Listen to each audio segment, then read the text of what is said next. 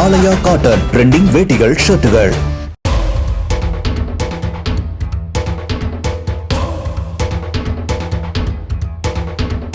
Thoothukudi Nehru colony பகுதியை சேர்ந்த மாரி செல்வம் என்ற இளைஞர் கடந்த சில நாட்களுக்கு முன்பு நண்பர்களாலேயே வெட்டி படுகொலை செய்யப்பட்டார். இந்த கொலை சம்பவத்தில் அதே நேரு காலனி பகுதியை சேர்ந்த ஹரிஹரசுதன் உட்பட 4 பேரை காவல்துறை கைது செய்து சிறையில் அடைத்தது.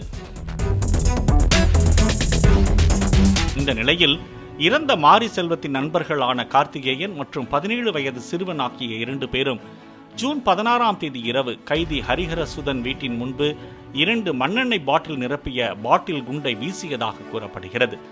இதில் ஹரிஹரசுதனின் வீட்டு கூரை முன்பு லேசாக தீப்பிடித்து உள்ளது. இதனைத் தொடர்ந்து தாளமுத்து நகர் காவல்துறையில் புகார் அளிக்கப்பட்டது.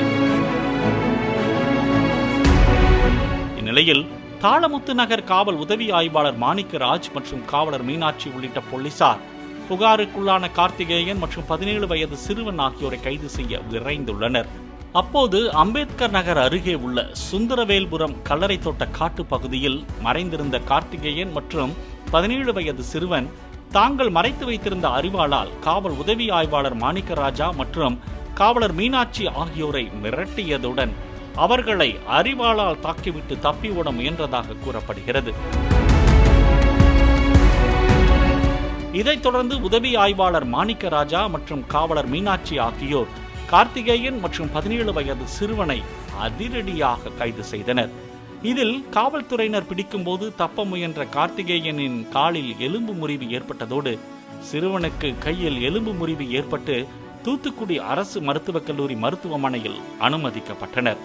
மேலும் விக்னேஷ் என்பவரையும் கைது செய்து விசாரணை நடத்தி வருகின்றனர். தூத்துக்குடியில் மண்ணெண்ணெய் பாட்டில் குண்டு வீசிய புகார் தொடர்பாக கைது செய்ய வந்த போலீசாரை அரிவாளால் தாக்கியதாக எழுந்த குற்றச்சாட்டு பரபரப்பை ஏற்படுத்தி வருகிறது. பாலிமர் செய்திகளுக்காக தூத்துக்குடி செய்தியாளர் ஷேக் மதார். ஆலயா காட்டன் ட்ரெண்டிங் வேட்டிகள் ஷர்ட்டுகள்.